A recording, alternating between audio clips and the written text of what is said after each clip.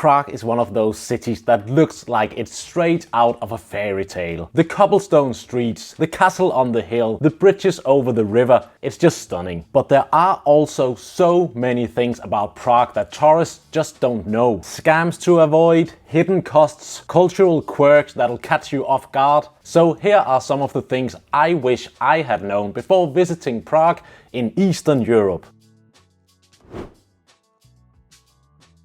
Hehe, this is not Eastern Europe. Czechs will correct you on this fast, and you know, they are right. But on the other hand, I get it, because Prague does feel a bit more unregulated and wild compared to some other Central European cities.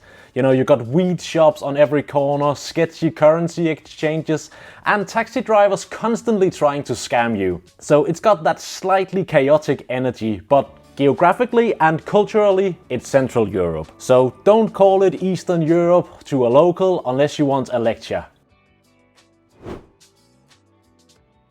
You'll see these everywhere in the old town. Those spiral pastries that smell like cinnamon heaven.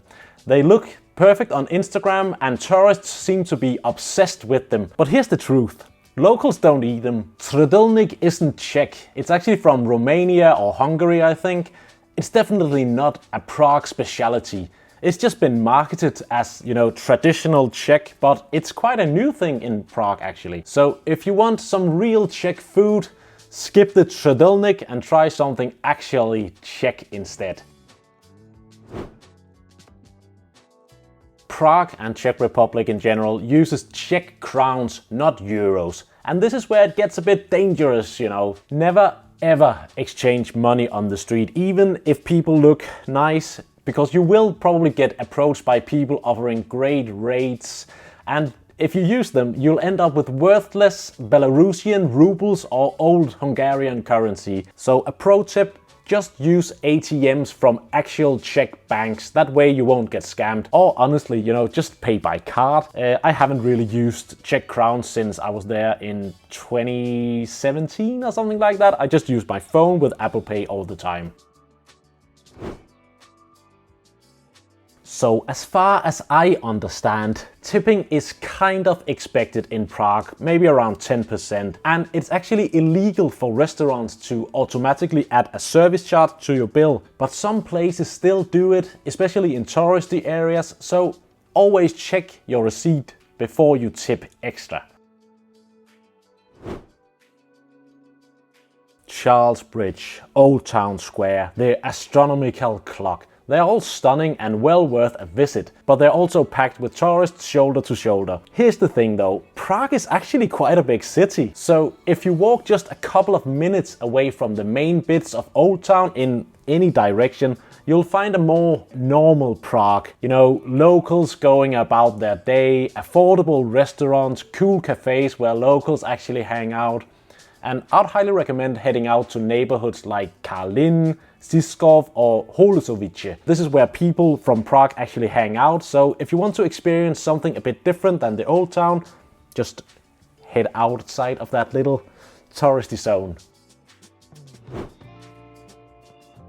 Czech beer is incredible, and Czechs drink more beer per capita than any other country in the world, and I kind of get that because the beer here is 10 out of 10. But an important mistake that tourists make all the time is that here in the Czech Republic, when you get your Pilsner, that massive foam is actually supposed to be there. It's not a bad bartender, it's how it's supposed to get served. So the more foam, the fresher it is. So it's a sign that the beer was actually poured correctly here in Prague.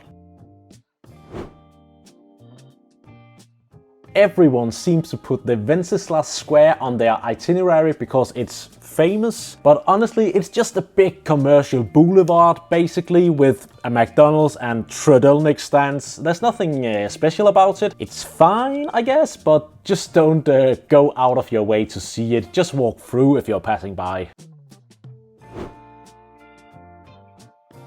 You'll see shops advertising cannabis and weed everywhere, especially in the old town. But they don't actually sell weed because that's not legal around here.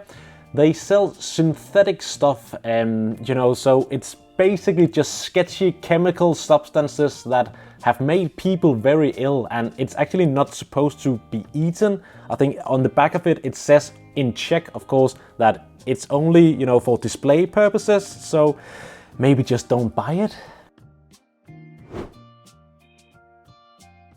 So you're in the old town, you want a bottle of water or a snack.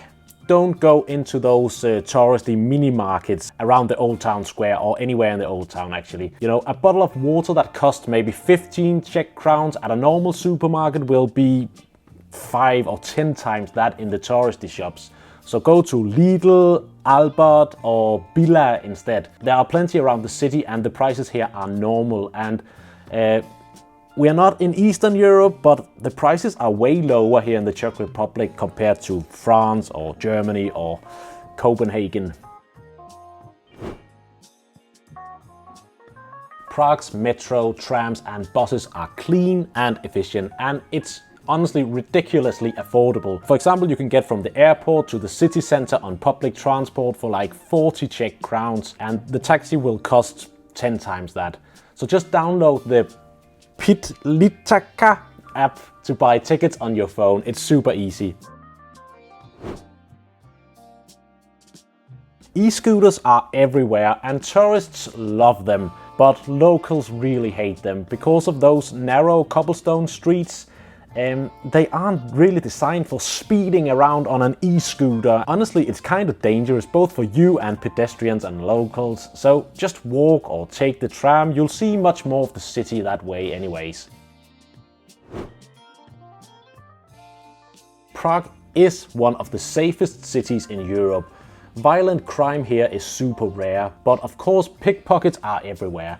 Especially on the Charles Bridge, in the old town, around the old town square and on public transport, I guess. So keep your bag zipped or phone in your front pocket, you know. It's just about common sense. Prague isn't different from any other European capital city. Just use common sense.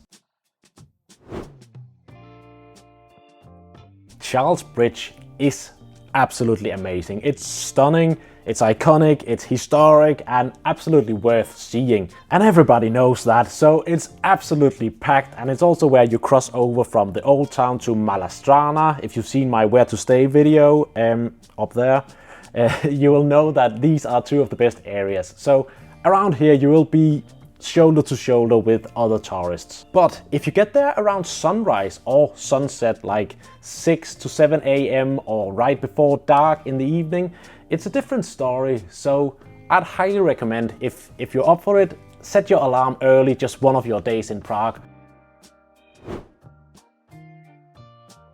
I would say Prague is amazing all year round, but it's gorgeous in late spring and early fall. So, you know, maybe May, June and September would be ideal because the weather is great and it is slightly less crowded than peak summer season, because summer in Prague, it's gorgeous and you can be outside in all the nice beer gardens, but it's also just packed, guys. Winter is freezing, but of course quite magical with all the Christmas markets. And how long should you spend in Prague? I would probably say around 3 to 4 days. That's perfect to see the city properly and, you know, get outside of the tourist zone. Any less, I think you will feel a bit rushed. Now, if you're planning a trip to Prague, you need to watch Honest Guide on YouTube. It's run by these two Czech guys and they expose every scam, every tourist trap and just give you the perfect local, real local perspective on things. And their videos are funny, helpful and just super cool. So of course, watch all my videos first, but then go watch a few of theirs too. Have you been to Prague? I'd be curious to hear what surprised you the most about this lovely city. So write a comment below, and if you're new here, subscribe to the channel, and thanks for watching.